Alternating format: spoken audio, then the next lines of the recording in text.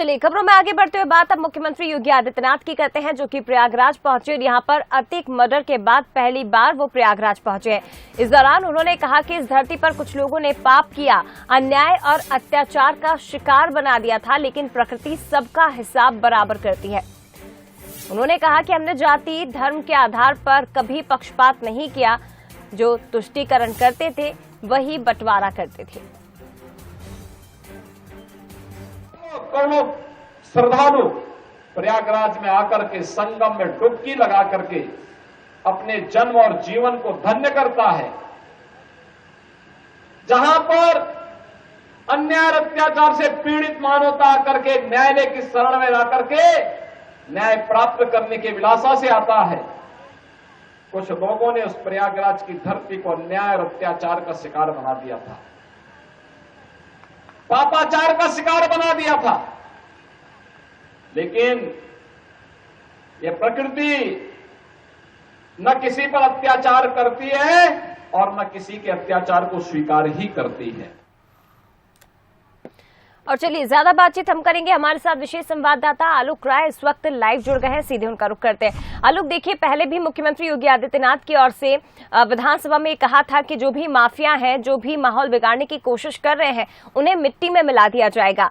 हालांकि अतीक का जो पूरा एनकाउंटर हुआ, जो पूरी घटना उस वक्त हुई थी, उसके बाद आज जब पहली बार प्रयागराज पहुंचे मुख्यमंत्री, तो एक बार फिर से अपने शब्दों के जरिए उन्होंने यही संदेश दिया है कि राष्ट्रवाद की सोच के साथ उत्तर प्रदेश आगे बढ़ रहा है और जो भी इसके साथ खिलवाड़ करेगा उसे बख्शा नहीं जाएगा। बिल्कुल जया, हमने वो देखा था उनका वो बयान। वो उत्तर प्रदेश विधानसभा का बजट सत्र चल रहा था, फरवरी महीने की बात है, और उमेश पाल का मर्डर होता है प्रयागराज में, जिसके बाद मुख्यमंत्री ने यह बयान दिया था सत्र के दौरान ही, बजट सत्र के दौरान, कि जो भी अपराधी हैं, माफिया हैं, उनको मिट्टी में मिला दिया जाएगा। उनके इस बयान को लेकर काफी चर्चा हुई थी, विपक्ष ने काफी निशाना भी साधा था जो है सरकार पर, मुख्यमंत्री पर। और जिसके बाद जो है मुख्यमंत्री आज प्रयागराज में थे। उत्तर प्रदेश में निकाय चुनाव चल रहे हैं, जिसके पहले चरण का जो है मतदान होना है 4 मई को। आज प्रचार का अंतिम दिन है, इसीलिए मुख्यमंत्री आज प्रयागराज में थे। और अतीक अशरफ के जिस तरह से हत्या हुई, उसके बाद आज पहली बार वो प्रयागराज में थे और वहां उन्होंने रामचरितमानस की कुछ पंक्तियों का उल्लेख करते हुए कहा कि प्रयाग की धरती को गंगा जमुना सरस्वती का आशीर्वाद प्राप्त है। यहाँ लोग मोक्ष पाने आते हैं, न्याय पाने आते हैं, लेकिन कुछ लोगों ने प्रयागराज को जो है अत्याचार का शिकार बना दिया था, यहाँ अत्याचार बढ़ रहा था। तो जाहिर सी बात है उनका निशाना अतीक अहमद, अशरफ अहमद और उससे जुड़े हुए तमाम जो है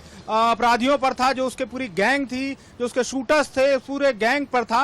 और एक बड़ा बयान उन्होंने दिया और एक बड़ा संदेश भी दिया। और अगर बात करें कानून व्यवस्था को लेकर के, जिस तरह से मुख्यमंत्री लगातार जो है सख्त हैं या भ्रष्टाचार पर सख्त हैं, तो उत्तर प्रदेश में लगातार कार्रवाई हो रही है। 2017 में जब से मुख्यमंत्री के रूप में योगी आदित्यनाथ ने उत्तर प्रदेश की कमान संभाली, लगातार बुलडोजर चल रहा है, संपत्तियां जब्त हो रही हैं, लोगों को जो है जेल भेजा जा रहा है या फिर इनकाउंटर हो रहा है। और इसलिए बयान खास है, क्योंकि एक तरफ उन्होंने अपने बयान से विपक्ष पर निशाना साधा, कहा कि जो लोग तुष्टीकरण करते थे वो लोग बंटवारे की बात करते थे, बंटवारा करते थे। और साथ ही साथ उन्होंने कहा कि जो है प्रकृति किसी का अत्याचार न बहुत बर्दाश्त करती है और न स्वीकार करती है। तो उनका निशाना जो है विपक्ष पर भी था और उनका जो है संदेश अपराधियों को भी था कि कानून व्यवस्था के मसले पर उत्तर प्रदेश सरकार कोई समझौता नहीं करेगी।